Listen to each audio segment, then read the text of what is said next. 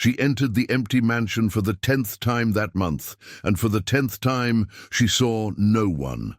Sarah Mitchell adjusted the cleaning supplies in her basket and sighed. The house in Mercer Island, Seattle, was immense, modern, with floor-to-ceiling windows overlooking Lake Washington. But it was also the loneliest house she had ever known.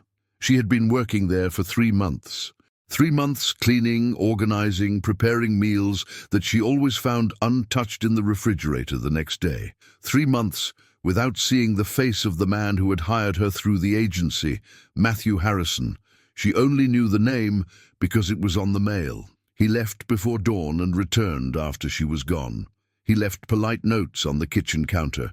"Thank you for your work, M.H." Sarah spent her days in that ghost house, wondering who the man who lived there was.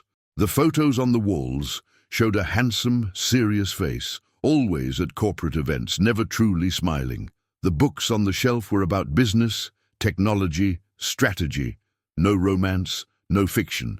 The house had everything except soul. She herself knew loneliness well. Since her father had lost everything when she was 8 years old, life had been a sequence of painful new beginnings, constant moves, different schools, temporary jobs. At 28, Seattle was just another stop. But she needed the money. She always needed it. That October afternoon, while folding soft towels that probably cost more than her rent, Sarah found herself thinking about how two people could live so close and remain completely invisible to each other. She existed in that house only as an efficient shadow, and he was just a name on cold notes. What Sarah didn't know was that in a few weeks, everything would change. A moment of terror would break down the invisible walls between them. And beneath the rubble of those barriers, something impossible would be revealed. A truth that connected their pasts in ways neither of them could imagine. This is a story about intertwined destinies, second chances, and love that withstands time. Stay with us until the end. Subscribe to the channel and turn on notifications so you don't miss any episode of this exciting journey. The fire started small, a spark in the old wiring behind the refrigerator. Invisible, silent. But fire never stays small for long. It was 3 in the afternoon on a Wednesday when Sarah smelled it. She was on the 2nd floor, changing the sheets on the king-size bed that never seemed wrinkled, when her nose caught something wrong. Smoke. Her heart raced. She dropped everything and ran downstairs. The kitchen was shrouded in grey smoke. Orange flames licked the wall behind the appliances, climbing quickly toward the expensive wooden cabinets. Sarah grabbed her phone to call 911, but then she heard it, muffled classical music coming from the office at the end of the hallway. He was home. Her body acted before her mind processed the danger. She ran to the office and pounded on the door. "Mr. Harrison, fire! The house is on fire!" She banged hard, desperate. The music continued. He must have been wearing headphones, lost in some video conference too important to be interrupted. Sarah turned the doorknob. Locked.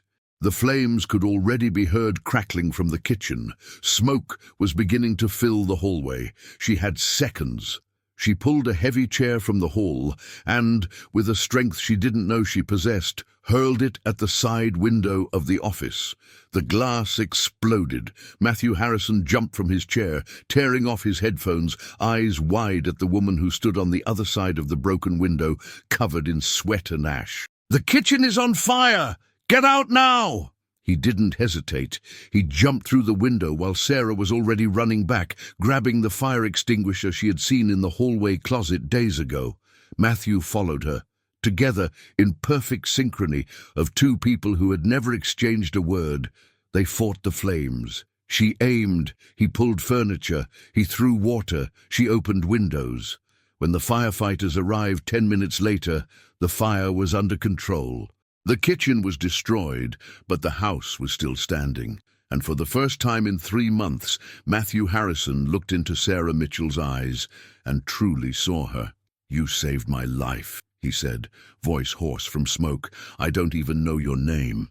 "Sarah," she replied, still trembling. "My name is Sarah." The kitchen renovation would take weeks. But something deeper had been renovated that day, the distance between two people who lived as strangers. The next morning, Matthew Harrison did something he had never done. He woke up at 7, made coffee in the makeshift coffee maker in the office, and waited. When Sarah arrived at 8, she found him sitting at the dining table with 2 cups. "I thought you'd like some coffee," he said, and there was something vulnerable in his voice. "After yesterday, I feel I owe at least a real conversation." Sarah accepted the cup, still processing seeing the invisible man finally embodied. He was younger than she had imagined, maybe 32, with tired eyes that seemed to carry the weight of 1,000 decisions. But when he smiled shyly, something about him seemed familiar in a way she couldn't name. They started slowly.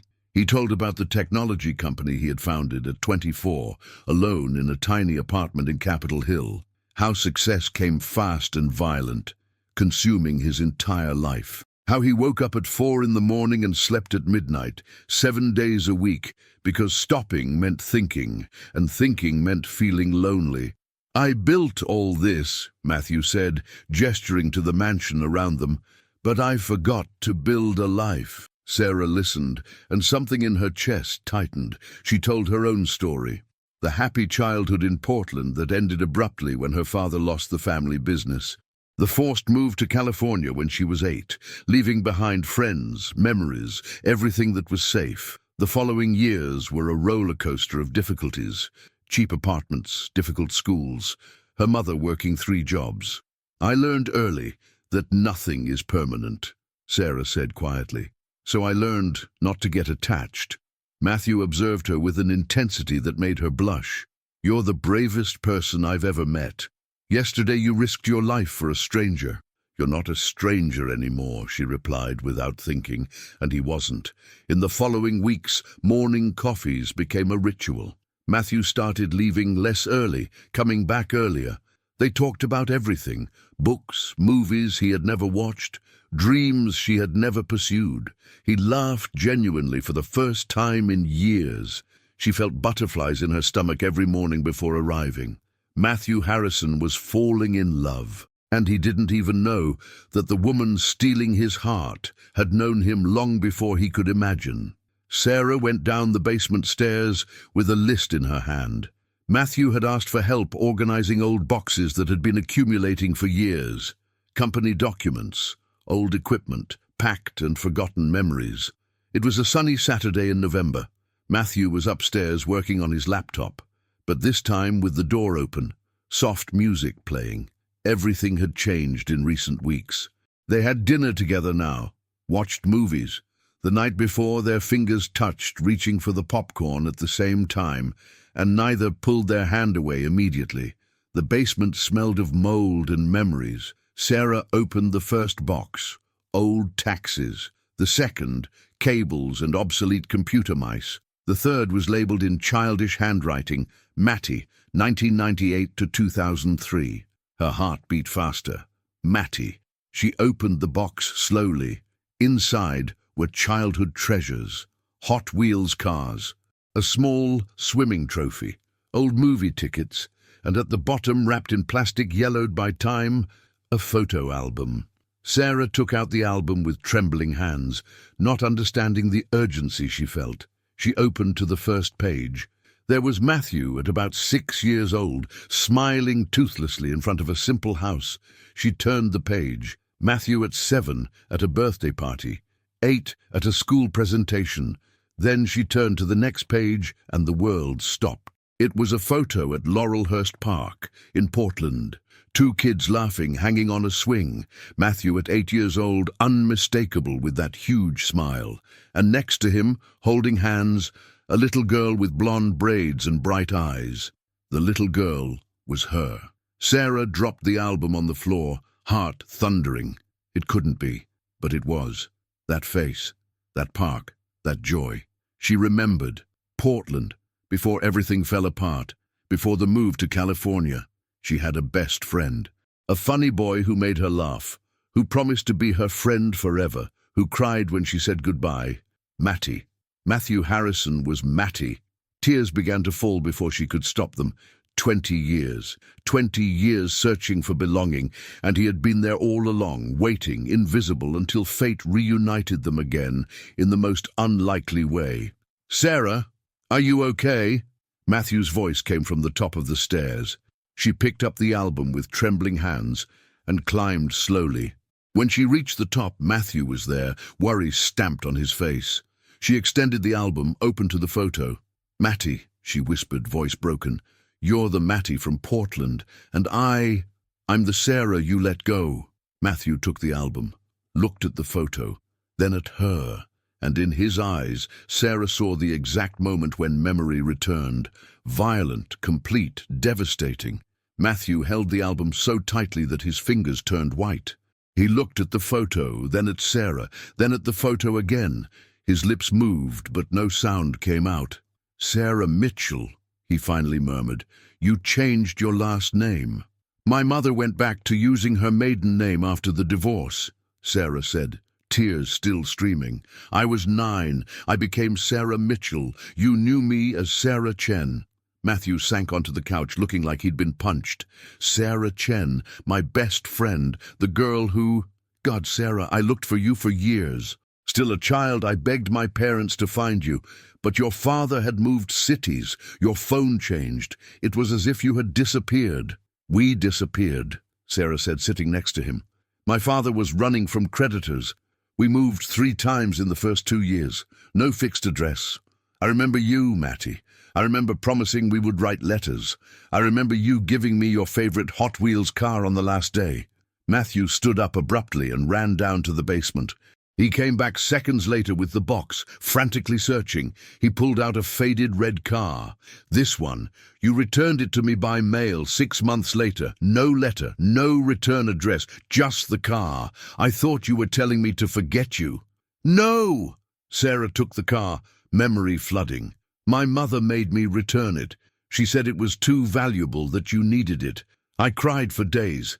I wrote a letter explaining, but my mother said she had no money for a stamp. I only sent the car."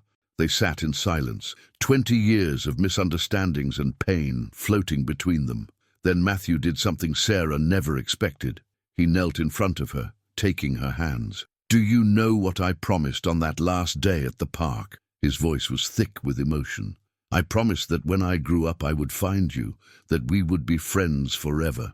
I built an entire company, Sarah. I became rich. I succeeded at everything. But the only thing I really wanted, to find you again, I never could." Sarah slid off the couch, kneeling as well, holding his face. "You found me, Matty. Fate brought us back. All these months working in this house, invisible to you. It was as if the universe was waiting for the right moment." "The fire," Matthew whispered. "If it weren't for the fire, we could have spent years like this, never really seeing each other." "But we saw each other," Sarah said, smiling through tears. "And now I can't unsee you." Matthew pulled her into a desperate embrace. They held each other like 2 lost children, finally finding their way home.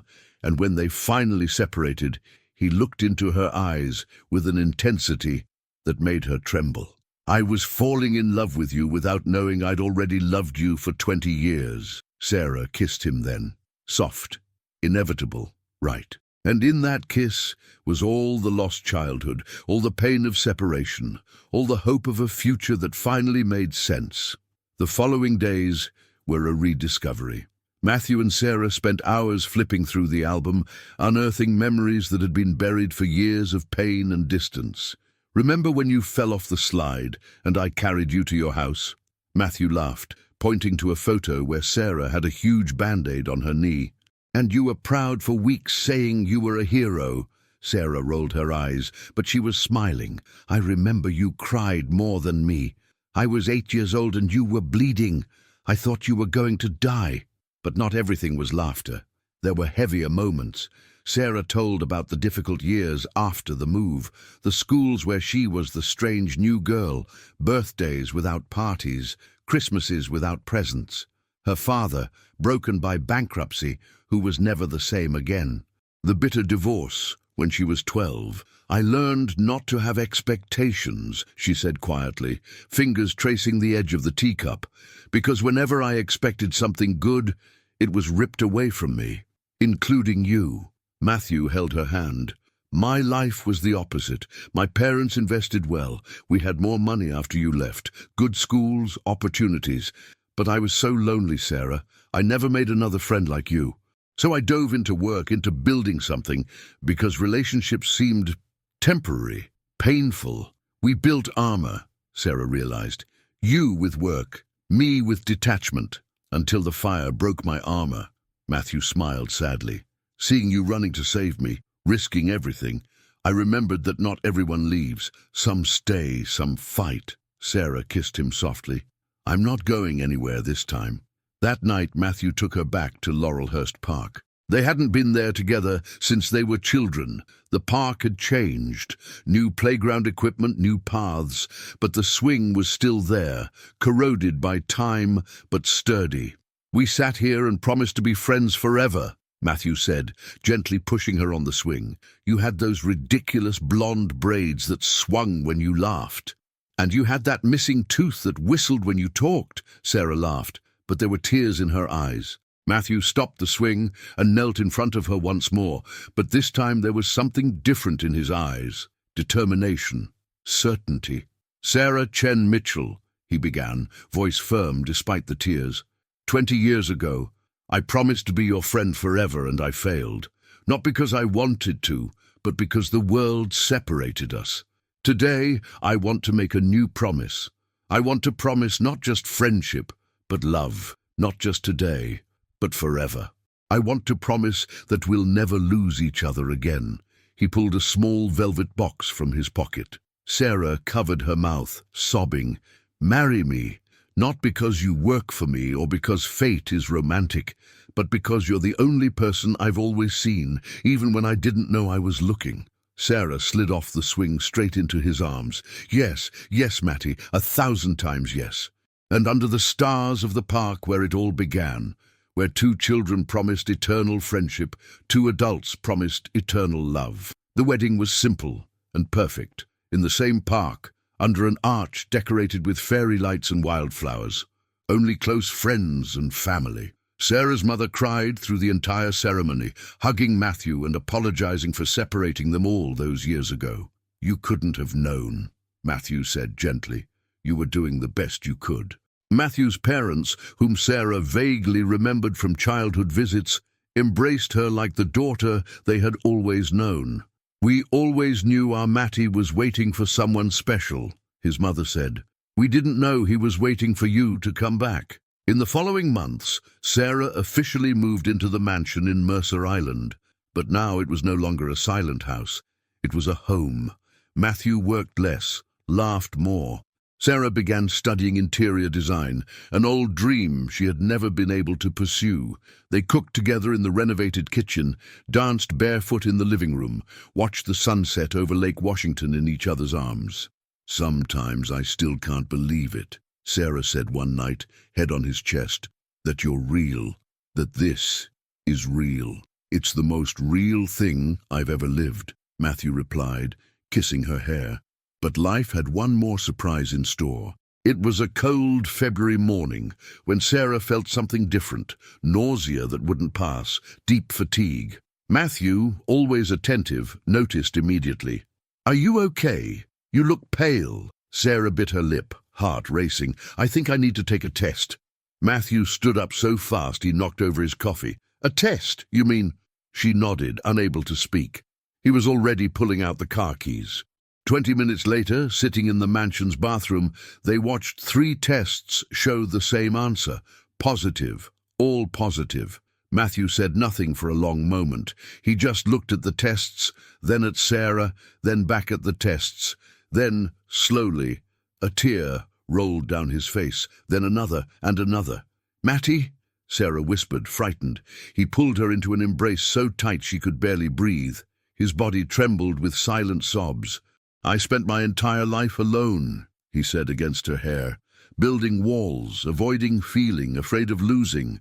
And now I'm going to have a family, a real family, with you, with the only person I've always loved. Sarah cried with him, holding him as if she could absorb all the pain and loneliness of his years. "You're not alone anymore. You never will be again." They stayed like that for hours, embraced on the bathroom floor, processing the impossible miracle of their lives. Two children who lost each other, two adults who found each other again, and now a new life growing between them. A living symbol that some stories, no matter how broken, always find their way back home. Sarah's pregnancy was magical. Matthew was present at every appointment, every ultrasound, every moment of morning sickness. He transformed one of the rooms into a nursery with his own hands, painting walls a soft yellow, assembling the crib with meticulous care. "I want our child to know they were wanted," he said one night, kneeling on the nursery floor, surrounded by furniture pieces, "that they were expected, that they have parents who love each other." Sarah, watching from the doorway with her hand on her growing belly, felt her heart overflow. This man, who had been a lonely child, an isolated businessman, an invisible stranger, was now her husband, the father of her child, her rediscovered best friend. "Our child will have everything we didn't have," she promised. "Stability, security, presence." But it wasn't just the pregnancy that was changing their lives. Matthew began to delegate more at the company, promoting people he trusted, refusing unnecessary trips. Sarah completed her first design project, renovating a friend's house, and discovered she had real talent for transforming spaces. "You've always transformed spaces," Matthew said, kissing her forehead. "You transformed this house from an empty mausoleum into a home. You transformed my life from a lonely existence into something worth living." On a September afternoon, with Sarah in her 8th month of pregnancy, they sat in the backyard she had redesigned. Wildflowers swayed in the breeze. The sun shone over the lake. "We need to talk about something," Sarah said, hand on her belly where the baby was kicking vigorously. Matthew was immediately alert. "What's wrong? Are you okay? The baby—" "We're fine," she reassured him quickly. "But I was thinking, when the baby is born, I'm going to need help. I won't be able to take care of the house, the baby, my design projects." Matthew nodded. "I'll cut back even more on work. I can work from home most days." "That's not it," Sarah interrupted gently. "You already do so much. I was thinking, maybe it's time to hire someone to replace me." Matthew blinked, confused. "Replace you? Sarah, you haven't been the housekeeper for almost a year. You're my wife. You don't need to be replaced." Sarah laughed, eyes sparkling. "Not replace me as your wife, Matty. Replace me in the household tasks. We'll need a nanny, someone to help when the baby arrives. And honestly, I think we should contact that same agency, the one that brought me to you." Understanding slowly dawned on Matthew's face. "The same agency. That changed our lives," Sarah completed. "That brought me back to you without either of us knowing. Maybe they can find someone special again, someone who needs a chance, like I needed." Matthew pulled her into a long, tender kiss. When they separated, there were tears in his eyes, but they were tears of pure joy. "How did I get so lucky?" he murmured. "How did I deserve you?" "You didn't deserve me," Sarah joked, "but you found me anyway. Twice." They laughed, and in that laughter was everything. The lost childhood, the years of loneliness, the impossible reunion, the love that defied time and distance. Sarah placed Matthew's hand on her belly, and together they felt the baby kick, a new life moving between them. The mansion in Mercer Island was no longer silent. Soon it would be filled with the cry of a baby, with laughter, with life. Two childhood friends, separated by destiny, reunited by chance, united by love, were about to begin the next chapter of their impossible story. And as the sun set over Lake Washington, painting the sky gold and pink, Matthew held Sarah close and whispered the promise he had made 20 years ago in a park in Portland, the promise he could finally miraculously keep. "Friends forever." "Forever," Sarah echoed, and this time, forever was real. "And you? Have you ever had an unexpected reunion that changed your life? Or do you believe that destiny really connects people who should be together?" Tell us down below. The best comment will appear in the next video. And if this story touched your heart, subscribe to the channel and turn on notifications so you don't miss the next exciting stories we have prepared for you.